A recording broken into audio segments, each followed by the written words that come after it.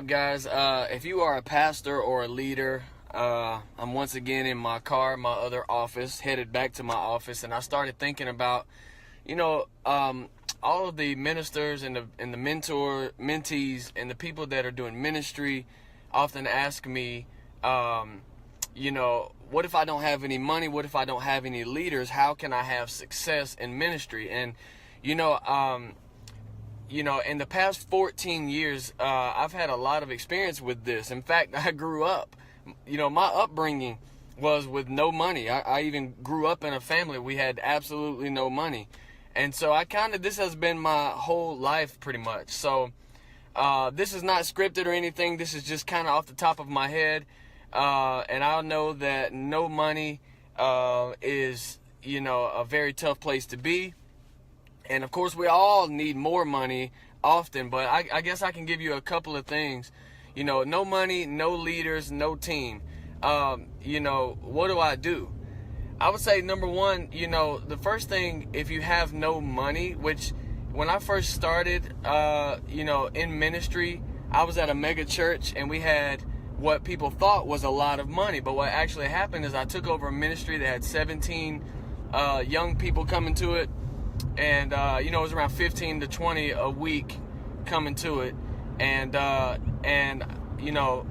they froze our budgets. We had a major budget, but right when I took it over, they froze our budgets, took away all of our resources, took away our buses, took away everything that I thought I was going to get to use, and still asked me to reach these people and still do it in a big way. And so, I sat down with my pastor at the time, and he just basically said to me, he said, "Hey, Mike, the show must go on." In other words, I said, "How are we going to do this?"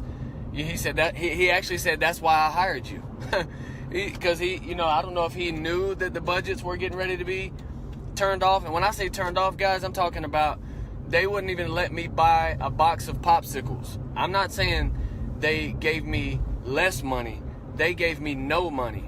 And so, the first thing that I had to figure out was, what I had to find out, what would God say? And the first thing he said to me was, this is one of the best positions you could ever possibly be in.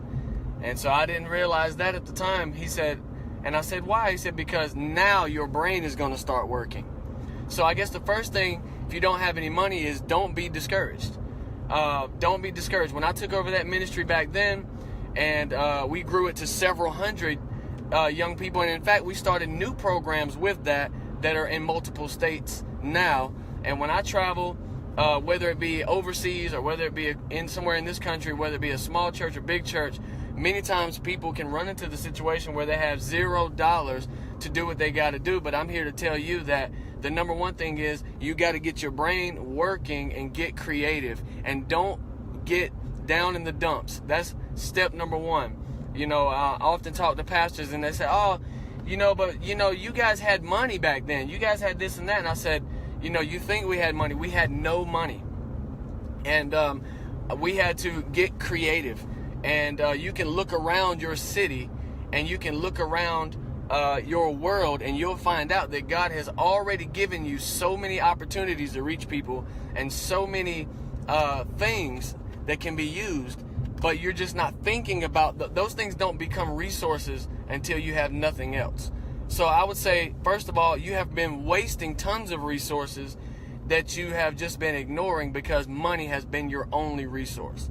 So that's number one. You have to leverage everything around you, and everything can become a ministry tool. You have to. You just can't believe in the fact that I must have a certain kind of resource to reach people. You can start wherever you are and on whatever level you are, if you can just, first of all, fix your attitude towards what's going on. That would be number one. And, you need to, the second thing, if you have $0, is you need to make sure that you have a plan. And I did an awesome little session last night with a fellow entrepreneur, businessman of mine. If you go back on my page, you'll see that 7 steps to planning success. You could probably follow that pattern and pick up some tips with that, but you got to have a plan. Number 3, you got to have just a relentless a relentless effort, because here's the reality: money comes and goes, and people come and go. So if you don't have a money or a team, just keep this in mind. Sometimes you're going to have amazing all-star people around you. Sometimes you're going to have people that need to be developed. But the one thing you can control is your creativity and your effort. You need to put, this kind of sounds weird, but you need to put more effort in being more creative. You need to put more effort, more fuel behind being creative. And you need to take whatever God has put in front of you, whether it be a seasoned veteran, all-star player, or it be a brand new prospect that all they have is a glimmer in their eye, and you look at them and you say, hey, I will train you, and I will develop you, and I will work with you, because I literally came to this city with nobody, no help, no nothing. And you know what I did? I put on my tennis shoes, I laced them up, I got up. I don't have an excuse, and I would not, for sure, with all the stuff. See, I believed one thing. I believed that God had already put so much in me that if I used it, that I would attract more. And by no means are we like at what I would call a mountaintop, but this is what I can tell you. We planted, now that was the old church that I was from, where things were on the highest level. Now I started a brand new church in Atlanta. It's 4 years old, and this is what I can tell you. Yes, I wish we had more money and more everything, but I can tell you this: we are very effective people.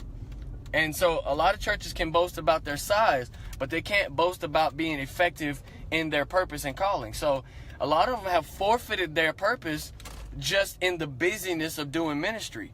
The one thing that I know I am called to do is develop leaders. So when you come to Excel Church, it's in the name. We're going to push you beyond your limits. We're going to dig deep into the Word. Every church has an assignment and a purpose and a goal, and being effective in your purpose is what you're called. I'm not called to have the same thing everybody else has, and I'm not called to do the same thing everybody else does. But if you can just work with those three things, your creativity. You know, I was at his church training him, and I said, I just want to tell you, sir, I said, you are the team leader for outreach right now. You don't have a team. So in other words, your effort, you're trying to play, CEO right now, and you need to be the blue collar at work, down on the field CEO for now. And so, listen, I've been on both sides of the spectrum. In 14 years, I've been at the very highest level where we did citywide events that reached, thousands and thousands. Our events would have 50,000 people coming to a big citywide thing, 10,000 feeding and providing toys for 10,000 people on one day, training 200 volunteers that I've never met in a single afternoon to do a job that is going to facilitate 10,000 people that we're serving in just a few minutes. And then going from that to planting a brand new church and starting with no help, no money, no nothing. Anyway, guys, I'm back to my office. I gotta run. I was just thinking about this. Don't let being at zero discourage you. Your attitude, the first thing is the mindset. You have to shift and say, man, I'm probably not leveraging and squeezing every resource that I have first. And you're taking a short-term mentality, meaning you don't plan to do this forever. And I can tell when people have not planned to do it forever because they are rushing for their success. And if you rush into your success, that means your mindset has not been that this is going to be a long run. So plan to do it forever, even if God shifts it halfway through and you have to, transition. But if you don't, and you keep looking for the exit or looking for the big win, the process is going to really be too much for you. So you start with these things: $0, 0 team members, and you really just have to put on your working shoes.